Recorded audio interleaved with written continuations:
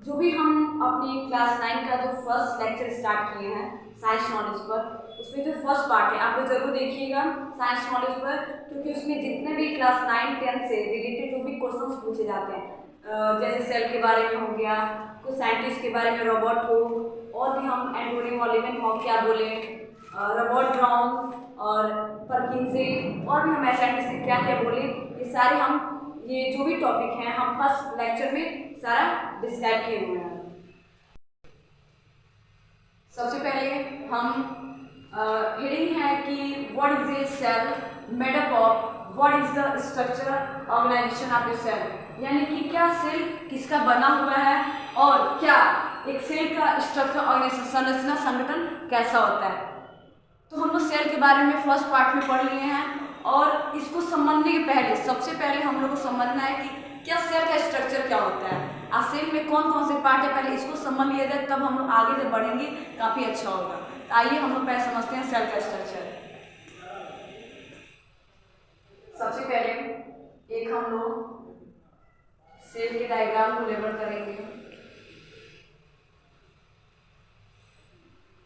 ये हमारा एक सेल का डायग्राम है, और इस सेल के डायग्राम को हम लोग, ये एक सेल का सबसे आउटर कवरिंग बाहरी पार्ट है, इस सेल के सबसे आउटर कवरिंग बाहरी पार्ट को हम लोग प्लाज्मा मेम्ब्रेन या सेल मेम्ब्रेन के नाम से जानते हैं।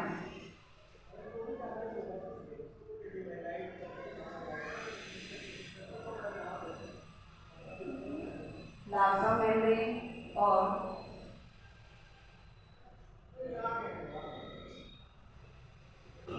सेल मेम्ब्रेन के नाम से जानते हैं। तो ये भी कह सकते हैं प्लाज्मा मेम्ब्रेन को पीएम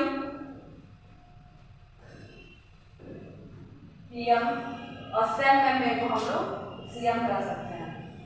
आपको ये मत समझिएगा पीएम सीएम दूसरा है, क्योंकि ये नाम है जो हमारे सेल का जो आउटर कवरिंग बाहरी पार्ट होता है उसको हम लोग प्लाज्मा मेम्ब्रेन या सेल मेम्ब्रेन के नाम से जानते हैं।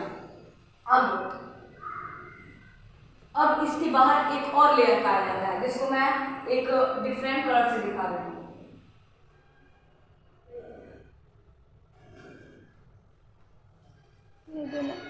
टीचर रुका है।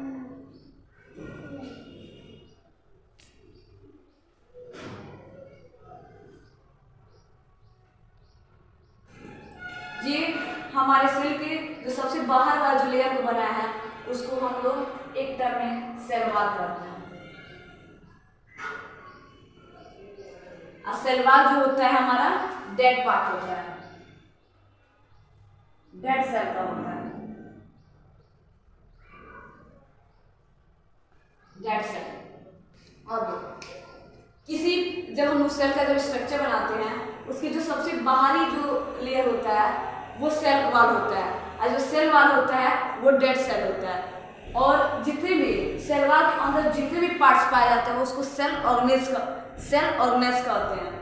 और किसी सेल के जो आउटर कवरिंग होता है उसको प्लाज्मा मेम्ब्रेन या सेल मेम्ब्रेन के नाम से हम लोग जानते हैं। और उसके अंदर ये जो भी आप लोग ये जो व्हाइट पार्ट देख रहे हो, ये पूरे व्हाइट पार्ट जो होता है जेली लाइक होता है, एक चिपचिपा पदार्थ होता है जिसको हम लोग साइटोप्लाज्म के नाम से जानते हैं।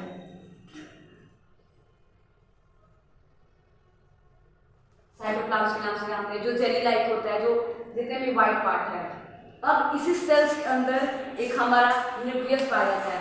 न्यूक्लियस यहाँ भी हो सकते हैं, यहाँ भी कर सकते हैं, यहाँ भी बना सकते हैं, चाहे यहाँ भी कहीं भी आप बना सकते हैं। जो हम यहाँ बनाते हैं ये हमारा न्यूक्लियस है।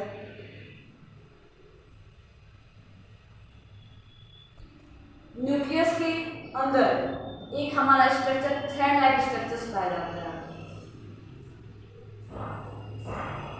थ्रेड लाइक स्ट्रक्चर पाया जाता है जिसको हम लोग डीएनए कहते हैं।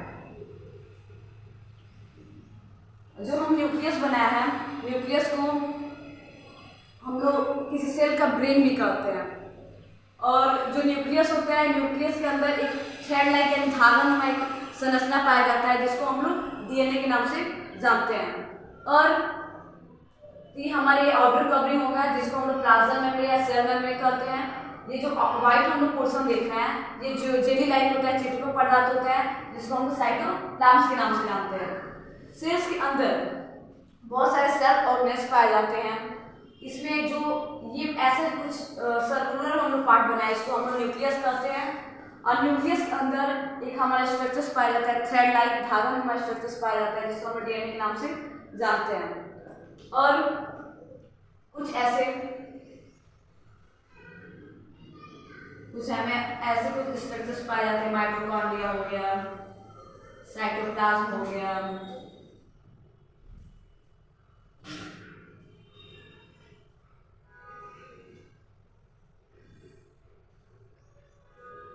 इसको हम माइटोकॉन्ड्रिया कहते हैं।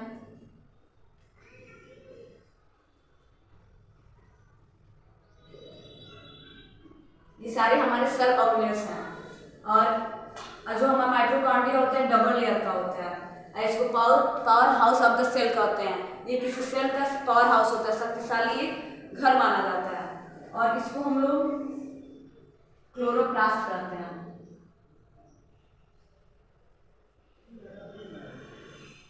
क्लोरोप्लास्ट कहते हैं, ये फूड सिंथेसिस का काम करता है। ऐसे ये सारे हमारे सेल ऑर्गेनेल्स हैं। ये भी एक और हमारे लेयर्स सेल ऑर्गेनेल्स पाए जाते हैं ऐसे।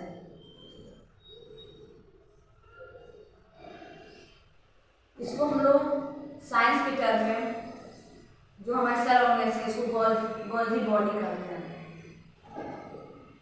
गोल्गी बॉडीज, जो गोल्गी बॉडीज होता है ये फूड पैकेजिंग का काम करता है। ऐसे हमारे सेल्स में और हमारे सेल ऑर्गेनेल्स पाए जाते हैं। कुछ ऐसे हमारे स्ट्रक्चर्स पाए जाते हैं।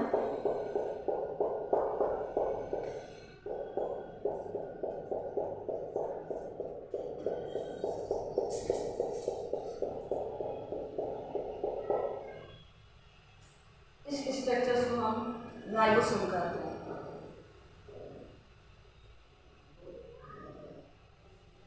ये बहुत इंपॉर्टेंट एग्जाम में जब ये आता है आप जरूर इसको कीजिएगा। जितना ज़्यादा सिंपली आप लोग बना सकते हैं उतना ज़्यादा बनाइएगा, उतना जो भी हमारे एग्जामिनर होते हैं नंबर बेहतर देंगे।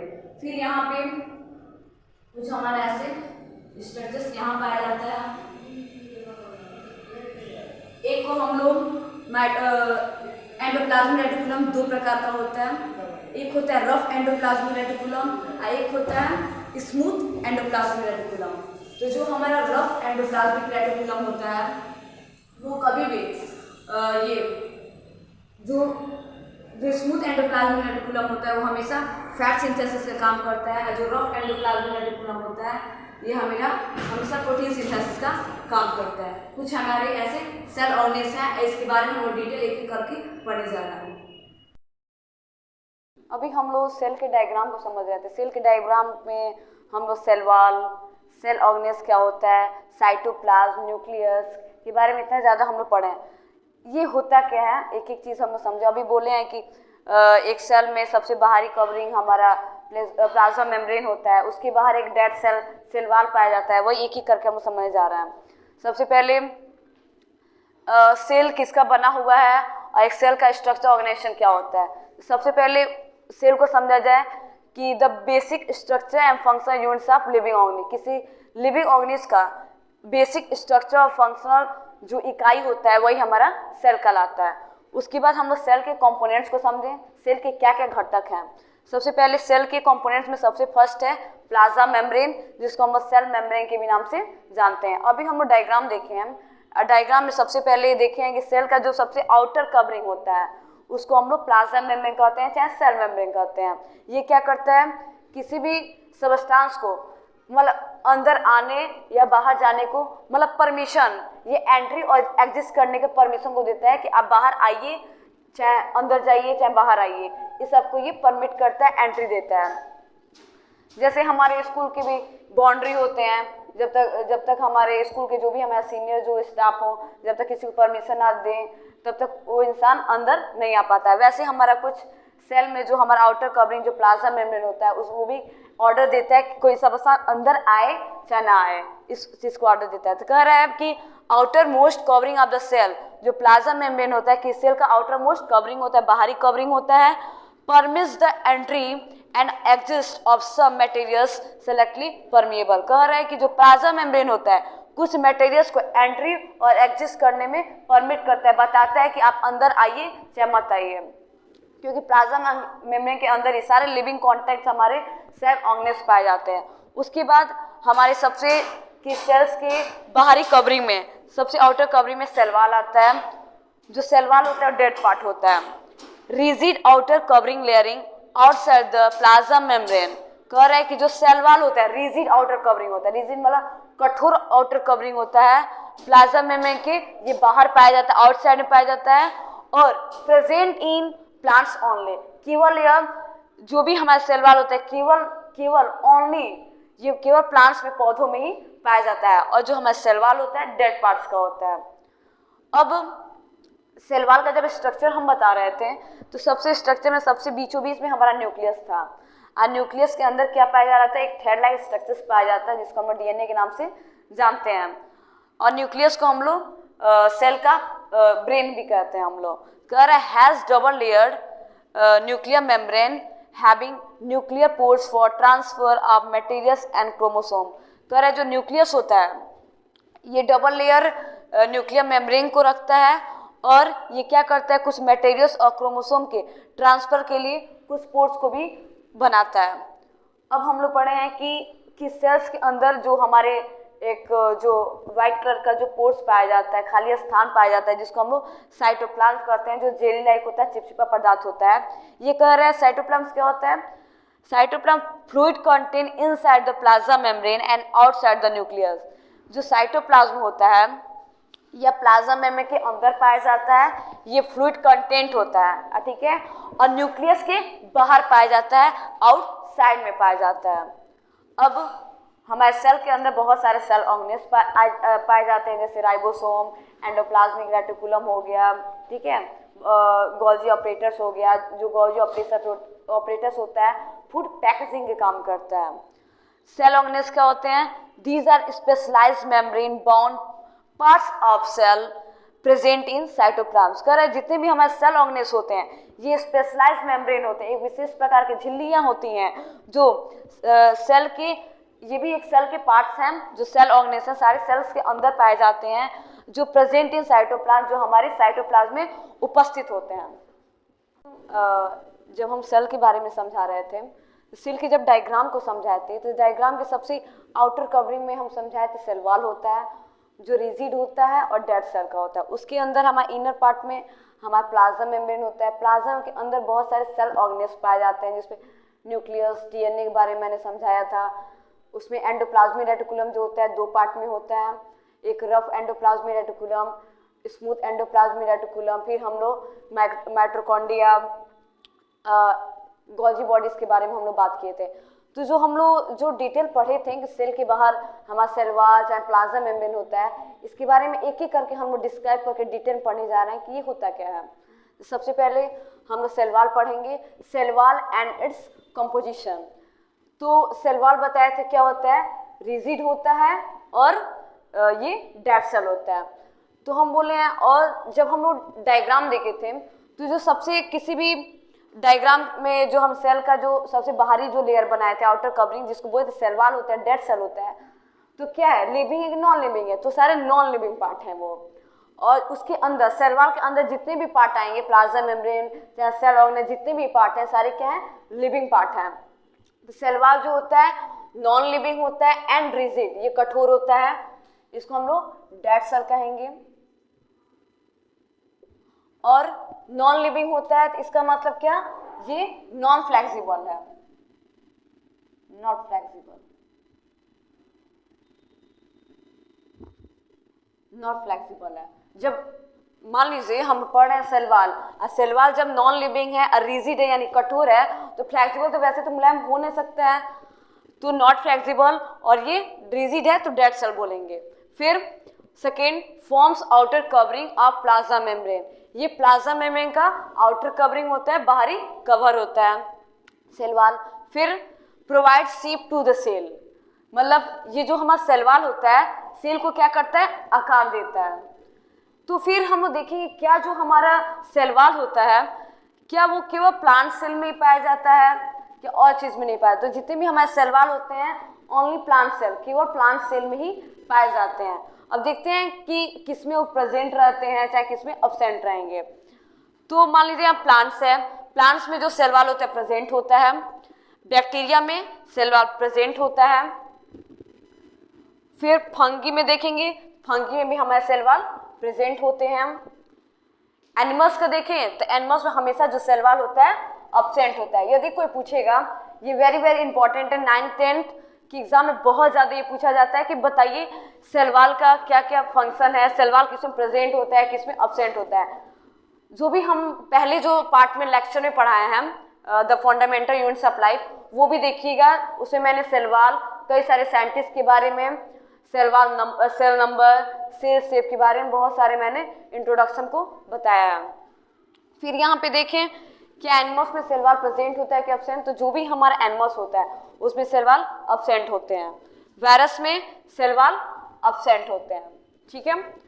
फिर मान लीजिए प्लांट्स में यदि सेल वॉल प्रेजेंट है तो उसको क्या बोलेंगे? तो जो प्लांट्स में जो सेल वॉल जब प्रेजेंट होता है तो उसको हम लोग सेलुलोज के नाम से जानते हैं। फिर बैक्टीरिया, बैक्टीरिया में जो सेल वॉल जब प्रेजेंट होता है उसको पेप्टिडोग्लाइकॉन के नाम से जानते हैं। फिर फंगी में जितने भी सेल वॉल जब प्रेजेंट होते हैं तो फंगी में जब सेल वॉल प्रेजेंट होते हैं उसको हम लोग काइटिन के नाम से जानते हैं। क्या एनिमल्स में कोई सेल वॉल तो प्रेजेंट नहीं होता, अब्सेंट होता है, इसलिए इसको किसी भी हम लोग नाम से नहीं जानेंगे। वायरस में कोई सेल वॉल प्रेजेंट नहीं होता है तो इसको भी हम लोग किसी के नाम से नहीं जानेंगे। तो ये क्लास 9 वेरी वेरी इंपॉर्टेंट है, इससे बहुत ज़्यादा क्वेश्चंस पूछे जाते हैं एग्जाम में। हर बार कई सालों से मैं देख रही हूँ, इससे बहुत ज़्यादा क्वेश्चंस पूछे जाते हैं। हम लोग सेल के बारे में पढ़ते, सेल में हम डिस्क्राइब किए थे सेल वॉल को। अब हम लोग प्लाज्मा मेम्ब्रेन समझ, प्लाज्मा मेम्ब्रेन को हम लोग सेल मेम्ब्रेन के नाम से भी जानते हैं। हम लोग जानते हैं जो भी प्लाज्मा मेम्ब्रेन होता है क्या करता है कि सेल में जो भी कोई हमारे सबस्टांस हैं, जो हमारे कोई मटेरियल्स होते हैं, उसको एंट्री या एग्जिस्ट, किसी मटेरियल्स को बाहर जाने या आने को वही एंट्री या परमिट्स देता है। ऑर्डर जब तक वो नहीं देगा तब तक कोई भी हमारे सबस्टांस अंदर से बाहर, बाहर से अंदर नहीं जा पाएंगे। तो इसको हम डिटेल में समझते हैं प्लाज्मा मेम्ब्रेन। तो हम जानते हैं कि जो सेल वॉल होता है वही हमारा डेड पार्ट होता है और वो नॉन लिविंग पार्ट होता है। और सेल वॉल के अंदर इनर पार्ट में जितने भी पार्ट पाए जाते हैं वो सारे क्या हैं? लिविंग पार्ट हैं, ठीक है। तो यहाँ पे है the plasma membrane is flexible. अभी हम लोग पढ़े हैं जो सेल वॉल होता है वो नॉन फ्लेक्सिबल होता है, ठीक है, मतलब उसमें मुलायमपन नहीं होता है, वो फ्लेक्सिबल नहीं होता है।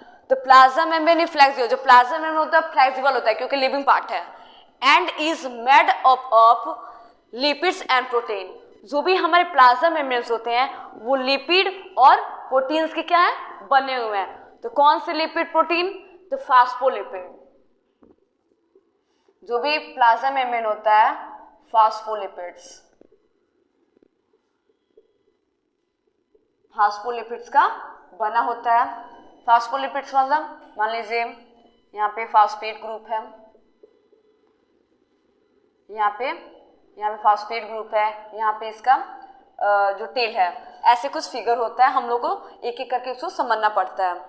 तो बहुत ज़्यादा ये भी ज़्यादा वेरी वेरी इंपॉर्टेंट एग्जाम में बहुत पूछता है कि बताइए जो प्लाज्मा मेम्ब्रेन होता है वो क्या है। तो प्लाज्मा मेम्ब्रेन फ्लेक्सिबल होता है, तो ये पूछता है किसका बना होता है। वेरी वेरी इंपॉर्टेंट है कि is made up of lipid and protein. जो भी प्लाज्मा मेम्ब्रेन होता है लिपिड और प्रोटीन के बने होते हैं। तो कौन से लिपिड? तो फास्फोलिपिड्स।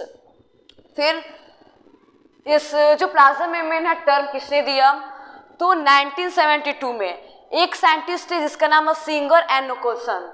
सिंगर और निकोलसन ने जो ये फास्फोलिपिड जो टर्म है उसको डिस्क्राइब किया, बताया, और इसको बोला कि ये जो फास्फोलिपिड होता है फ्लूइड मोज़ेक मॉडल। जो सिंगर निकोलसन थे उन्होंने बोला कि जो भी फास्फोलिपिड्स हैं ये इसको हम लोग fluid mosaic model of plasma membrane.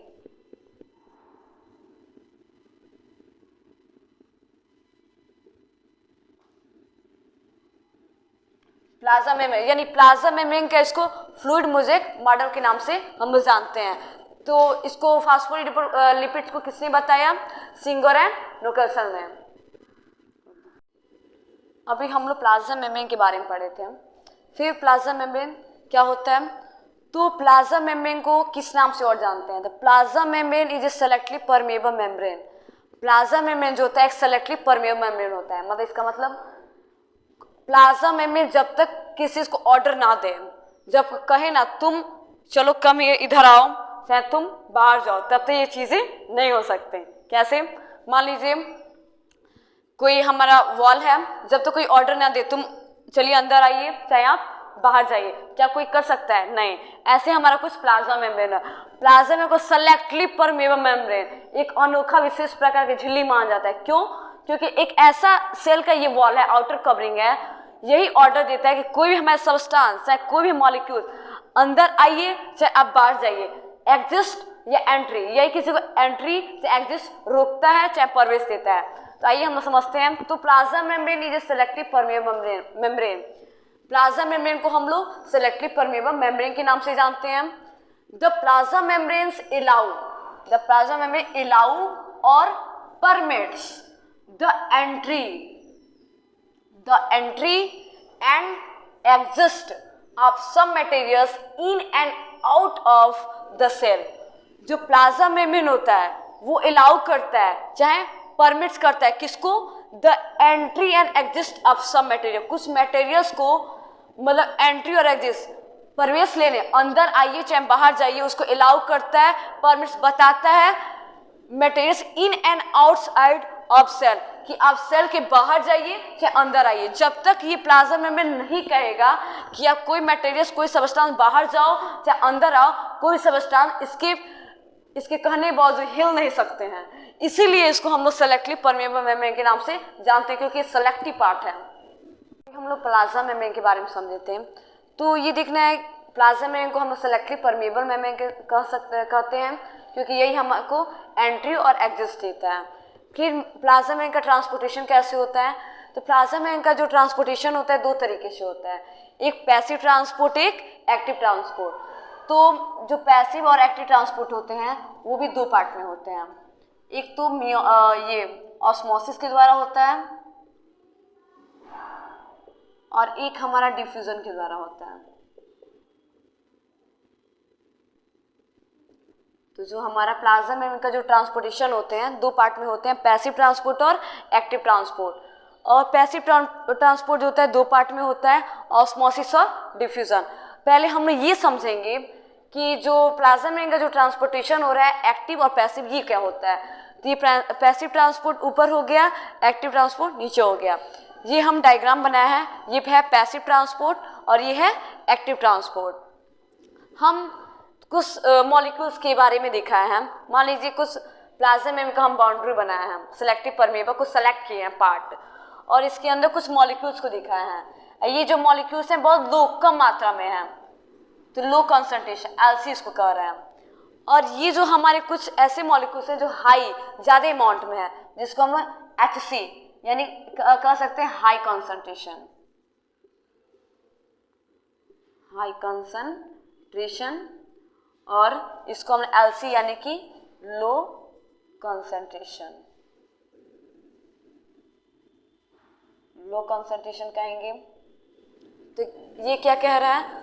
Passive transport वो होता है, LC मतलब इनसाइड अंदर की ओर है, और जिसमें मॉलिक्यूल्स हाई हैं यानी HC हैं, हाई कंसंट्रेशन में हैं, उसको हम लोग हाई जो कंसंट्रेशन में है वो आउटसाइड बाहर साइड है। जब कोई मॉलिक्यूल्स जब हाई कंसंट्रेशन से लो कंसंट्रेशन की तरफ आए, जब कोई मॉलिक्यूल्स हाई से लो, हाई से लो, हाई से लो, जब कोई यहाँ पे मॉलिक्यूल्स ज़्यादा हैं, बाहर से आउटसाइड में ज़्यादा हैं, अंदर कम है, तो जब कोई मॉलिक्यूल ज़्यादा से जब अंदर कम क्यों आता है उसको हम लोग पैसिव ट्रांसपोर्ट कहते हैं। ये बहुत बार एग्जाम में पूछता है कि पैसिव ट्रांसपोर्ट क्या होता है। जब कोई मॉलिक्यूल हाई कंसंट्रेशन से लो कंसंट्रेशन की तरफ आते हैं उस प्रोसेस को हम लोग पैसिव ट्रांसपोर्ट कहते हैं। ठीक है, तो हाई अमाउंट से यानी यहाँ पे अमाउंट ज़्यादा है मॉलिक्यूल्स का, यहाँ पे कम है, तो हाई अमाउंट से जब मॉलिक्यूल्स लो अमाउंट्स पे आते हैं इस प्रोसेस को हम लोग पैसिव ट्रांसपोर्ट कहते हैं। अब एक्टिव ट्रांसपोर्ट क्या होता है? जब कोई मॉलिक्यूल्स इसमें हाई से लो आया है, जब कोई मॉलिक्यूल लो से हाई की तरफ जाए, लो से हाई की तरफ जाए, लो से हाई की तरफ जाए, लो से हाई की तरफ जाए। एक्टिव मतलब बाहर भी क्या है, मॉलिक्यूल्स ज़्यादा हैं, जो मॉलिक्यूल्स का जो अमाउंट है सबसे ज़्यादा है, अंदर इनसाइड में क्या है, कम है। तो एकदम सेम मतलब अपोजिट होता है। जैसे अभी हम लोग पढ़े पैसिव में ज़्यादा मॉलिक्यूल्स से कम मॉलिक्यूल्स की तरफ किसी कॉन्सेंट्रेशन का आना, मॉलिक्यूल्स का आना है, क्या कराता है? Passive transport. अब उसके अपोजिट क्या होगा? Active transport. कम मॉलिक्यूल से हमारे हाई मॉलिक्यूल्स की तरफ जाना, कॉन्सेंट्रेशन का बाहर जाना ही हमारा एक्टिव ट्रांसपोर्ट कहलाता है। यानी कोई मॉलिक्यूल्स कम है और हाई की तरफ जा रहा है, हाई कॉन्सेंट्रेशन में जा रहा है, इस प्रोसेस को हम लोग एक्टिव ट्रांसपोर्ट करेंगे। अभी हम लोग प्लाज्मा मेम्ब्रेन के ट्रांसपोर्टेशन के बारे में समझ रहे थे, जिसमें बताए थे जो प्लाज्मा मेम्ब्रेन का जो ट्रांसपोर्टेशन होता है 2 पार्ट में होता है, एक पैसिव ट्रांसपोर्ट, एक एक्टिव ट्रांसपोर्ट। पैसिव ट्रांसपोर्ट जो होता है 2 पार्ट में होता है, डिफ्यूजन और ऑस्मोसिस। तो डिफ्यूजन ऑस्मोसिस को अभी हम समझेंगे। सबसे पहले समझते हैं कि पैसिव ट्रांसपोर्ट और एक्टिव ट्रांसपोर्ट क्या होता है। तो पैसिव ट्रांसपोर्ट अभी हम समझे हैं, जब कोई मॉलिक्यूल्स हाई से लो कंसंट्रेशन की तरफ आता है तो उसको हम लोग पैसिव ट्रांसपोर्ट कहते हैं। और एक्टिव ट्रांसपोर्ट जब कोई हमारे सब्सटेंस के जो मॉलिक्यूल्स होते हैं जब लो से हाई अमाउंट्स के ऊपर की तरफ जाते हैं उसको हम लोग एक्टिव ट्रांसपोर्ट कहते हैं। ये क्या कह रहा है कि substances move from their higher to lower concentration. जब कोई सबस्टांस, जब कोई पदार्थ अपने हायर कंसंट्रेशन से लो कंसंट्रेशन की तरफ मूव करता है उसको हम लोग पैसिव ट्रांसपोर्ट कहते हैं। तो नो एनर्जी रिक्वायर्ड, तो उसमें कोई भी एनर्जी रिक्वायर्ड नहीं होगी, उसमें ऊर्जा लगेगा ही नहीं। जब कोई पदार्थ ज़्यादा मात्रा में है और कोई पदार्थ कम मात्रा में है तो ज़्यादा से जब कम की तरफ आएगा तो कोई भी एनर्जी, कोई भी उसको ऊर्जा तो लगेगी नहीं, इसीलिए हम लोग कहेंगे नो एनर्जी इज रिक्वायर्ड, यहाँ पे कोई भी एनर्जी नहीं लग रही है। Third, it is a slow movement. उसमें जो मूवमेंट होता है, जब कोई मॉलिक्यूल्स हाई से जब नीचे लो की तरफ आते हैं तो उसमें जो मूवमेंट, जो गति होता है धीरे धीरे होता है, इसलिए it is a slow movement. Only small molecules और water molecules are transported passively. कह रहा है इसमें केवल जो छोटे मॉलिक्यूल्स होते हैं, चाहे वाटर पानी के जितने भी अणु मॉलिक्यूल्स होते हैं, ये पैसिवली ट्रांसपोर्ट होते हैं, यानी कि हायर से लोअर की तरफ ट्रांसपोर्टेड होते हैं। फिर एक्टिव ट्रांसपोर्ट हम बताए हैं कि कोई भी ऐसे मॉलिक्यूल जब लो कंसंट्रेशन से हाई कंसंट्रेशन की तरफ जाता है तो क्या होता है, तो substances move from their lower to higher concentration. जब कोई molecule their lower to higher concentration, यानी लो से कम अमाउंट से जब हाई कंसंट्रेशन, हाई अमाउंट में जाता है तब जाके सबस्टेंस मूव करते हैं, उसको एक्टिव ट्रांसपोर्ट करते हैं। जब कोई, तो इसमें हम लोग बोले हैं जब कोई हाई से जब लो की तरफ आता है तो एनर्जी नहीं लगता है। जब कोई पदार्थ, जब कोई मॉलिक्यूल जब कम है और कम से जब हाई ऊपर की तरफ जाए तो उसमें एनर्जी, बहुत ज़्यादा ताकत लगता है, ऊर्जा लगती है। तो it requires energy in the form of ATP molecule. तो इसमें जो एनर्जी लगती है एटीपी मॉलिक्यूल्स के निर्माण में लगती है। ठीक है। फिर third, it is a rapid movement. इसमें अभी हम लोग पढ़े हैं कि इसमें जो मूवमेंट होता है बहुत स्लो, धीरे धीरे होता है, क्योंकि हायर से लो की तरफ आ रहा है। और इसमें जो हमारे मॉलिक्यूल्स इतने ज़्यादा कम है, कम से तब क्या हो रहा है, हाई कंसंट्रेशन के पास जा रहे हैं। तो यहाँ पे है कि movement of large molecules occur by active transport. इसमें रैपिड मूवमेंट होता है, बहुत तेजी से मूवमेंट होता है, जबकि जो पैसिव ट्रांसपोर्ट होते हैं उसमें स्लो मूवमेंट होता है। और इसमें मूवमेंट ऑफ लार्ज मॉलिक्यूल, इसमें जो मॉलिक्यूल्स के जो लार्ज पार्ट होते हैं, लार्ज पार्ट में इसका मूवमेंट होता है और ये एक्टिव ट्रांसपोर्ट के द्वारा ही पाए जाते हैं।